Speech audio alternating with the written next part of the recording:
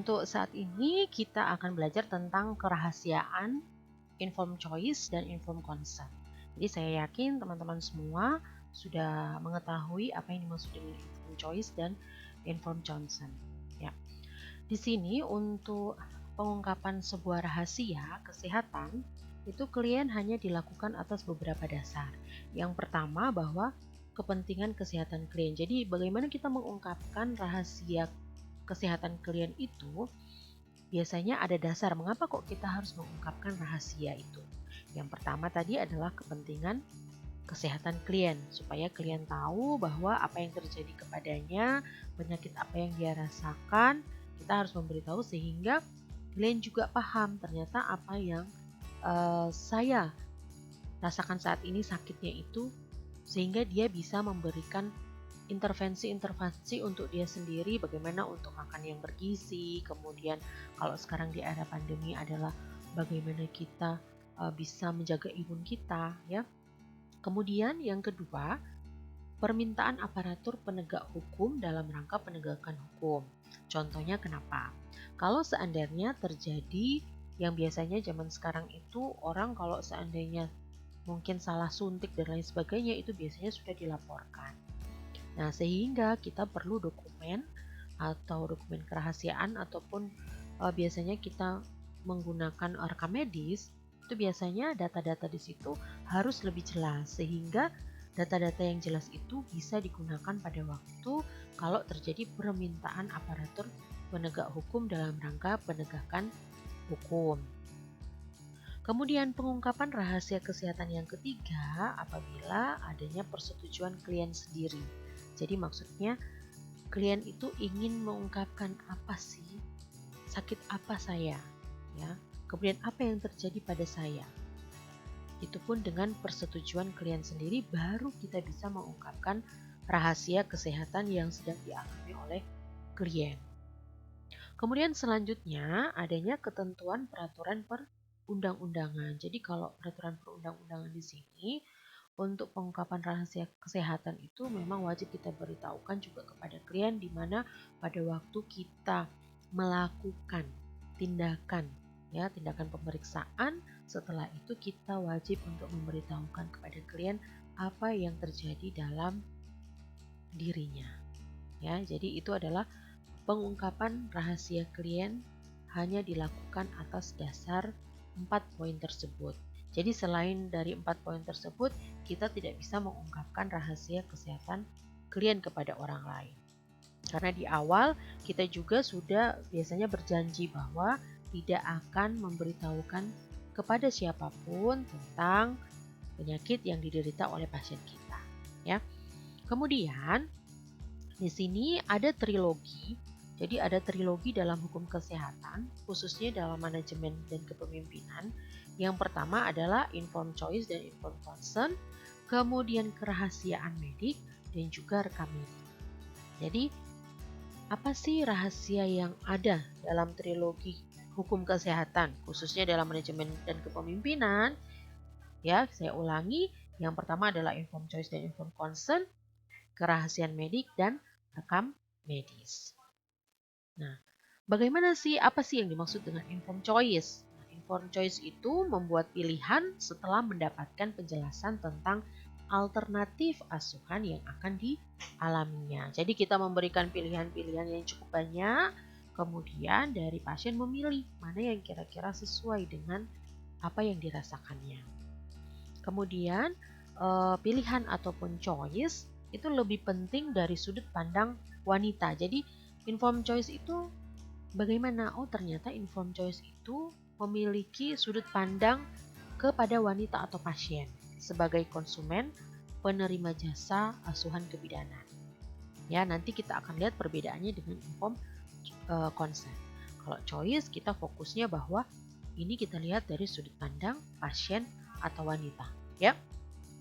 Kemudian untuk informed choice tersebut memiliki tujuan bagaimana mendorong wanita untuk memilih asuhannya.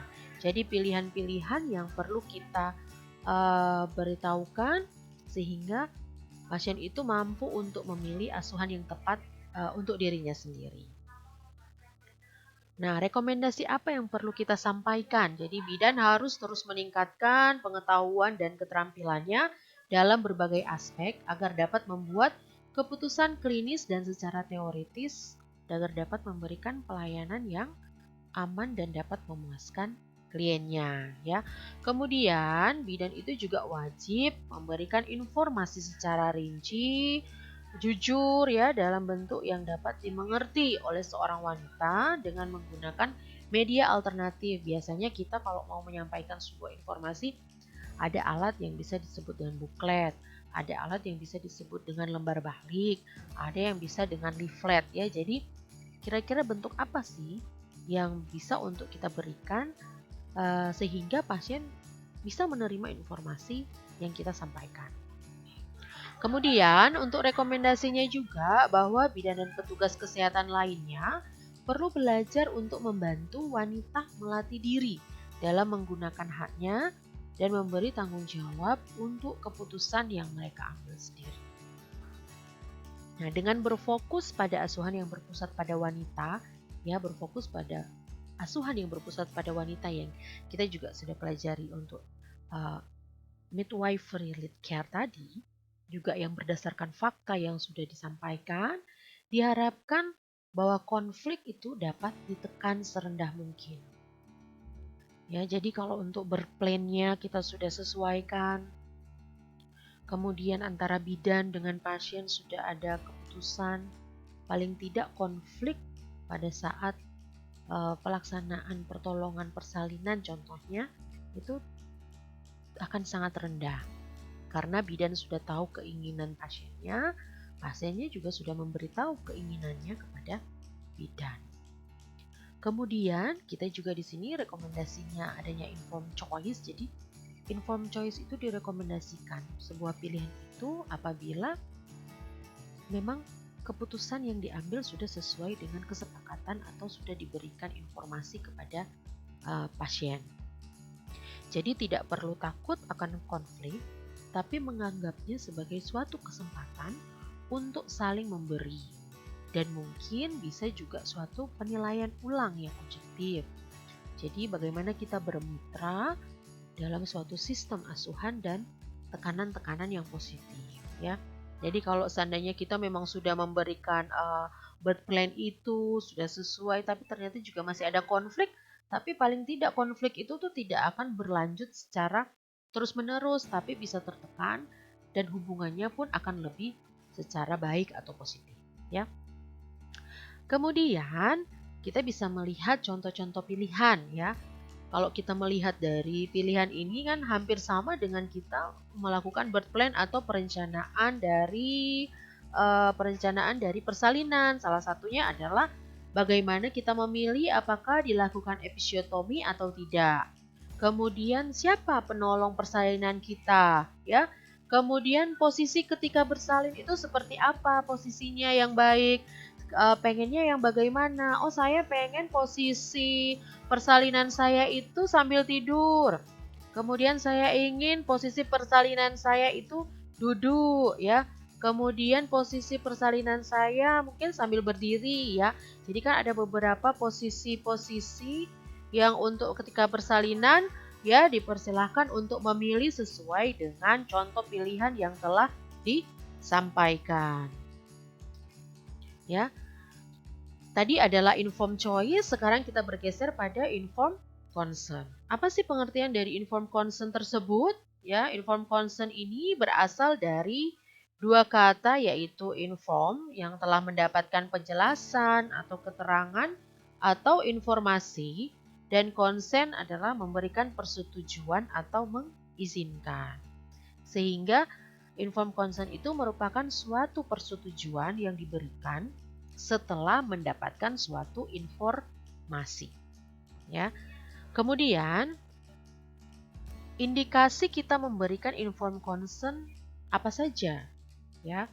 Yang pertama adalah tindakan medis kepada pasien sebagai suatu persetujuan yang ditandatangani oleh pasien atau keluarga terdekatnya. Nah, untuk informed consent di sini indikasinya apabila satu diagnosa yang telah ditegakkan. Jadi kalau diagnosanya sudah ditegakkan, kita harus memberikan inform consent kepada pasien. Contohnya, oh ternyata diagnosanya adalah hiperemesis gravidarum. Sekarang kita mau memberikan pemasangan infus. Kita otomatis harus memberikan inform consent kepada ibu. Ibu, ini kita mau melakukan tindakan pasang infus Bu karena bla bla bla dan sebagainya. Sehingga perlu untuk mendapatkan persetujuan dari pasien apakah dia mau untuk dilakukan atau tidak, ya. Kemudian sifatnya luas. Jadi sifat dan luasnya tindakannya apa? Jadi kalau seandainya tindakannya itu cukup luas untuk dilakukan, pastinya juga kita memberikan inform consent. Ibu kalau seandainya nanti habis pemasangan infus, nanti setelah itu ibu juga akan dirawat inap. Tidak hanya di IGD contohnya. Jadi itu sifat dan luasnya tindakan itu, jadi inform consent itu banyak sekali yang perlu disampaikan, ya. Kemudian indikasi berikutnya untuk pemberian inform consent adalah manfaat dan urgensinya. Jadi apa sih manfaat dari kita memberikan informasi itu atau inform consent? Ya, pasien itu bisa memahami apa yang akan kita berikan, kemudian kepentingan urgensinya. Jadi memang sangat penting tiba-tiba harus dilakukan. Itu juga kita perlu melakukan inform consent untuk persetujuan dari pasien. Nah, kemudian untuk konsekuensinya bila tidak dilakukan tindakan, ya pasti kalau seandainya di situ inform consent pastinya kan ada. Kalau konsekuensinya bila tidak dilakukan tindakan pasti ada di situ penulisannya. Jadi kita memberikan informasi apa yang akan kita lakukan. Paling tidak kalau tidak dilakukan konsekuensinya, contohnya ibu nanti tetap akan terjadi mual muntah yang berlebihan, kemudian bisa terjadi dehidrasi. Nah, kita juga menyampaikan itu. Jadi di inform consent itu kita memberikan sebuah tindakan apa yang akan kita berikan, kemudian konsekuensinya apa kalau seandainya tindakan itu tidak diberikan. Kemudian juga bisa disampaikan dari inform consent tersebut resiko-resiko dan komplikasi yang mungkin akan terjadi kalau seandainya tindakan tersebut tidak dilakukan. Kemudian juga adakah alternatif cara pengobatan yang lain. Jadi inform consent itu ada beberapa alternatif yang bisa kita sampaikan, kemudian kita beritahukan apa yang harus kita lakukan, kemudian konsekuensinya apa, resikonya bagaimana kalau tidak dilakukan, ada alternatif yang lain apa. Jadi inform consent itu luas, sangat luas sifatnya, bisa kita sampaikan kepada keluarga, manfaat juga dan urgensinya, ya. Jadi kita sampaikan semuanya. Kalau kita sudah memberitahukan, pastinya akan sangat menyenangkan. Pasien akan lebih paham, lebih memahami, dan pastinya akan lebih menjalin hubungan komunikasi dengan kita dengan lebih baik. Seperti itu. Nah, resiko yang harus diinformasikan apa saja kalau di inform consent? Resiko apa saja sih yang harus diinformasikan? Yang pertama adalah resiko yang melekat pada tindakan yang dilakukan. Jadi, kalau tadi, ya saya sudah memberikan contoh di awal tadi pemasangan infus. Kalau seandainya tidak dipasang infus, risiko apa dari tindakan itu yang akan didapatkan? Oh, contoh risikonya adalah nanti tidak mendapatkan nutrisi, dapat menyebabkan juga dehidrasi. Kemudian, risiko yang harus diinformasikan yang kedua, risiko yang tidak bisa diperkirakan sebelumnya. Ya, jadi tidak diperkirakan sebelumnya maksudnya adalah di awal. Jadi dalam arti kita kalau mau masang infus, kita kan tidak mampu untuk apakah memang infus ini ya kalau secara teori memang dia akan mengurangi ibaratnya dehidrasinya akan berkurang dan lain sebagainya. Nah, kalau seandainya sebelumnya apa sih yang harus resiko yang tidak bisa diperkirakan? Itu ternyata karena sudah memang mual muntah yang berlebihan dan lain sebagainya, ada resiko yang lain setelah pelaksanaan pemasangan infus tersebut, ya. Jadi kita harus memberitahukan di pasiennya. Kemudian ada 3 syarat yang sah. Jadi inform consent itu memiliki 3 syarat yang sah. Yang pertama, keterbukaan informasi yang diberikan oleh petugas kesehatan, yaitu dokter, bidan, perawat, dan lain sebagainya. Kemudian yang kedua, kompetensi pasien dalam memberikan persetujuan. Nah, teman-teman nanti Bisa juga melihat nanti ada, jadi habis ini saya akan memberikan untuk materinya, bisa dilihat di YouTube ya teman-teman semua.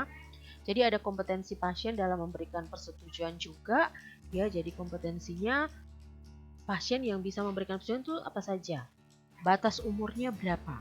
Nah, itu ada syaratnya juga ya. Kemudian kesukarelaannya, jadi tanpa ada paksaan atau tekanan dalam memberikan persetujuan. Nah, inform consent ini syah apabila ketiga poin ini dilakukan. Ya, jadi kalau dia inform consent ini syah, 3 poin ini sudah berada dalam inform consent tersebut ya. Jadi ada syarat untuk umur, kemudian tidak dengan paksaan, kemudian juga bidan, dokter, perawat itu memberikan informasi yang seluas-luasnya kepada pasien. Nah, ada pengecualinya. Dari 3 syarat syah yang tadi, inform consent itu bisa untuk tidak kita lakukan kecuali yang pertama adalah gawat darurat atau emergensi. Biasanya gawat darurat emergensi contohnya adalah kecelakaan. Biasanya kan kalau kecelakaan, kalau pasien sudah mungkin shock, sudah belum ada juga keluarga atau yang lainnya, secara otomatis kan kita tidak bisa untuk memberikan inform consent dulu, baru kita memberikan tindakan. Ya, jadi di luar dari 3 syarat tadi, kecuali adalah kita tidak perlu memberikan inform consent kalau tadi adalah gawat darurat. Kemudian yang kedua adalah keadaan emosi pasien yang sangat labil. Ya, jadi ini 2 hal yang memang bisa untuk tidak diberikan kepada pasien. Kemudian, tujuan diberikan inform consent itu apa? Ya, yang pertama, memberikan perlindungan kepada pasien terhadap tindakannya. Yang kedua, memberi perlindungan hukum kepada dokter atau bidan atau perawat terhadap suatu kegagalan dan bersifat negatif. Jadi tujuan ini yang berfungsi dengan kita memberikan inform consent itu ada perlindungan pasien dan juga perlindungan dari dokter, kemudian bidan ataupun juga perawat, ya. Kemudian, fungsi dari inform consent tersebut yaitu adalah penghormatan harkat dan martabat dari pasien. Ya, promosi terhadap hak untuk menentukan bagaimana sih nasib saya. Kalau saya menandatangani ini, saya akan sembuh. Kalau saya menandatangani ini, saya akan mendapatkan pelaksanaan tindakan. Jadi ada bagaimana hak dia menentukan nasibnya sendiri. Kemudian yang ketiga, fungsi inform consent di situ adalah mendorong petugas kesehatan melakukan kehati-hatian. Jadi dengan ada inform consent, kita akan lebih hati-hati karena sekarang biasanya kalau salah dalam melaksanakan tindakan, pasti biasanya kita kemudian dikiranya adalah malpraktek. Nah, dengan dikiranya malpraktek, biasanya nanti ada pelaporan. Nah, dengan adanya inform consent ini juga mencegah ya, jangan sampai kita juga dituntut padahal kita sudah memberikan pelaksanaan tindakan itu sudah sesuai dengan standar operasional prosedur. Selanjutnya, dengan adanya inform consent tersebut itu bisa menghindari penipuan dan misleading oleh bidan. Ya, bisa juga mendorong diambil keputusan yang lebih rasional. Fungsi yang lain ialah mendorong keterlibatan publik dan juga bagaimana inform consent itu bisa sebagai proses edukasi untuk masyarakat. Nah, itu adalah fungsi dari inform consent. Selanjutnya di sini ada contoh, ya ini saya berikan contoh untuk surat persetujuan atau penolakan. Jadi dalam satu inform consent di sini bisa langsung setuju atau menolak atau bisa sendiri-sendiri bisa. Jadi tergantung tempatnya teman-teman semua. Jadi tergantung tempat teman-teman semua. Kalau seandainya memang itu mau dijadikan satu juga bisa, mau sendiri-sendiri yang setuju sendiri, yang menolak juga sendiri. Tapi biasanya kalau saya melihat dari contoh-contoh yang ada itu biasanya persetujuan dan penolakan tinggal digaris tinggal memilih saja ya. Kemudian ini ada juga untuk rumah sakit juga ada contoh ya. Ini contoh-contoh untuk inform consent. Ya, oke. Mungkin yang bisa saya sampaikan juga, hidupmu adalah sebuah rahasia ilahi yang hanya diketahui Sang Pencipta. Ya, saya juga mengucapkan terima kasih banyak karena kita sudah belajar tentang bagaimana suatu rahasia, inform choice maupun inform consent. Ya, memang sebuah rahasia ilahi karena saat ini kita memang banyak sekali masih rahasia, apalagi pandemi ini ya, merupakan banyak sekali rahasia yang terselubung. Tiba-tiba ada varian ini, dan varian ini. Tapi paling tidak karena kita memiliki kepercayaan kepada Tuhan Yang Maha Esa, kita tetap menjaga imun kita agar tetap stabil ya, kemudian iman kita juga dan juga aman kita. Ya, gitu. Jadi